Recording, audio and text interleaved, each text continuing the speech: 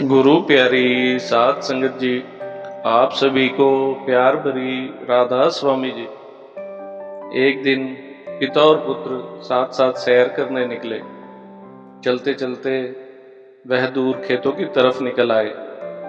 तभी पुत्र ने देखा कि रास्ते में पुराने हो चुके एक जोड़ी जूते उतरे पड़े हैं, जो शायद पास के खेत में काम कर रहे गरीब मजदूर के थे। पुत्र को मजाक सूझा।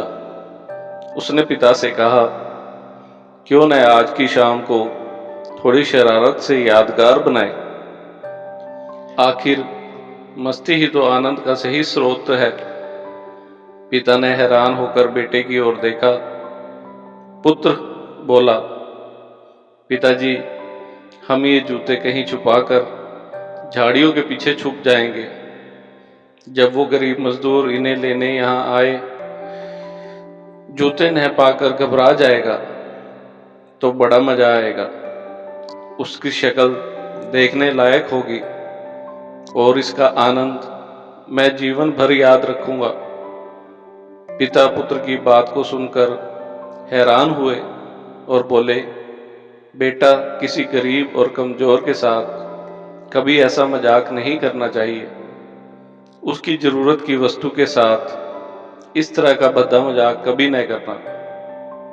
जिन चीजों की तुम्हारी नजरों में कोई कीमत नहीं है, वो उस गरीब के लिए बहुत कीमती है। तुम्हें ये शाम यादगार ही बनानी है तो आओ दोनों मिलकर आज हम इन जूतों में कुछ सिक्के डालकर रख देते हैं और छुप कर देखते हैं कि इसका मजदूर पर क्या प्रभाव पड़ता है।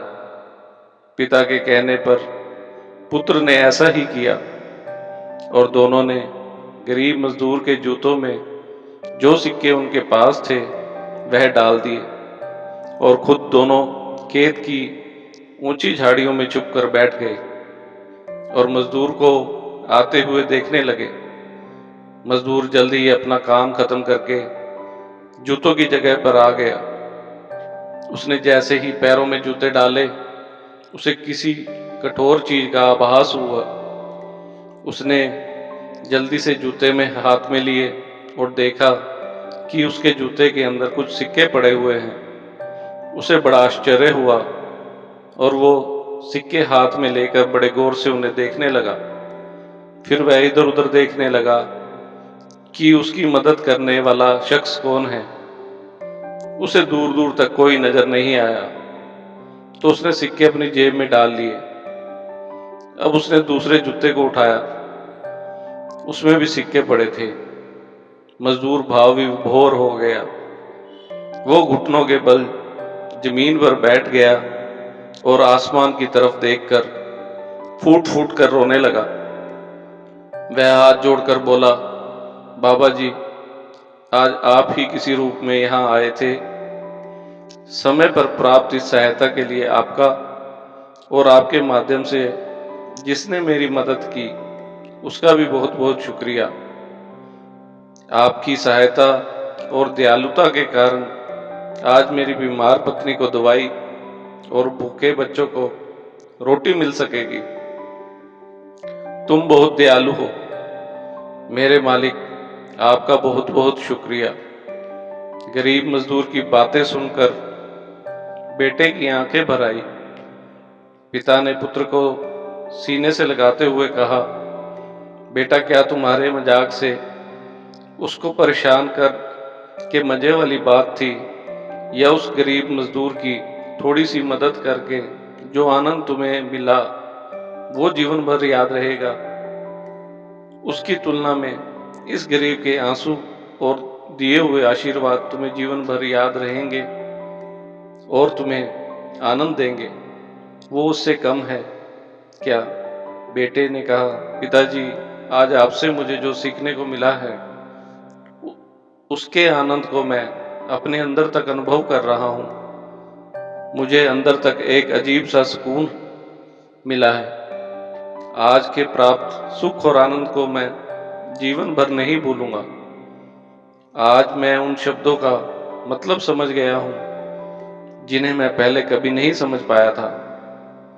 आज तक मैं मजा और मस्ती मजाक को ही वास्तविक आनंद समझता था, पर मैं आज समझ गया हूँ कि किसी की मदद करने से जो आनंद आता है वह लेने की अपेक्षा देने में कहीं अधिक अच्छा है।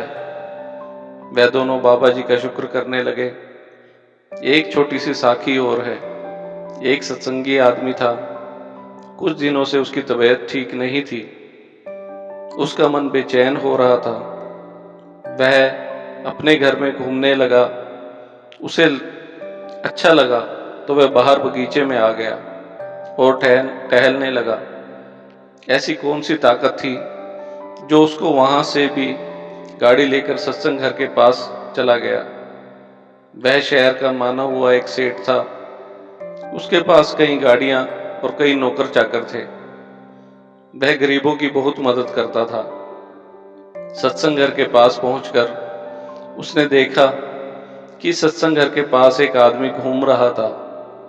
उसका 5 साल का एक बेटा था जो बीमार था और रो रहा था।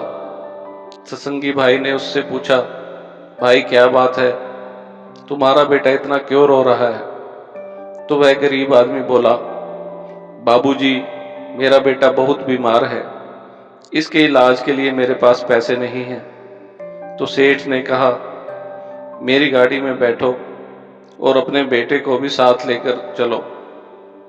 सेठ उसको शहर के एक बड़े अस्पताल में ले गया। डॉक्टर ने इसका चेकअप किया। वह डॉक्टर सेठ को जानता था और कहा कि यह ठीक हो जाएगा, इसका ऑपरेशन करना पड़ेगा, इसके दिल में छेद है। सेठ ने कहा, कितना खर्चा आएगा? तो डॉक्टर ने कहा, 2 लाख खर्च होगा। सेठ ने डॉक्टर के अकाउंट में मोबाइल से 2 लाख ट्रांसफर कर दिए। सेठ ने उस गरीब से कहा, घबराओ नहीं, तुम्हारा बेटा बिल्कुल ठीक हो जाएगा। वह सेठ के पैर छूने लगा कि आपके कारण शायद मेरा बच्चा बच जाए। सेठ ने कहा, यह सब बाबा जी का ही चमत्कार है जो उन्होंने मुझे यहाँ पर भेजा है। यह लो मेरा कार्ड, अगर कोई जरूरत हो तो मुझे फोन कर देना, मैं तुरंत तुम्हारी मदद के लिए आ जाऊंगा। वह गरीब बोला, मुझे कार्ड की कोई जरूरत नहीं है, आप सत्संग घर में रोज आते हैं, मैं आपको देखता हूं। अगर आपसे मिलना होगा तो मैं वहीं सत्संग घर में आ जाऊंगा। कुछ दिनों के बाद उसका बेटा ठीक हो गया और वह सत्संग घर में आकर सेठ जी का धन्यवाद करने लगा और सभी को कहने लगा, सेठ जी ने मेरे बेटे को बचाने में पूरी मदद की है।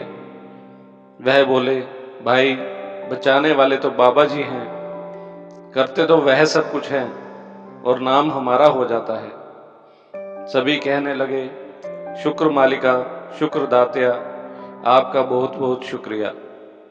सुख वेले शुक्राना, दुख वेले अरदास, हर वेले सिमरन।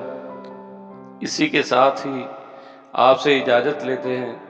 मिलते हैं एक नई साखी में। राधा स्वामी जी।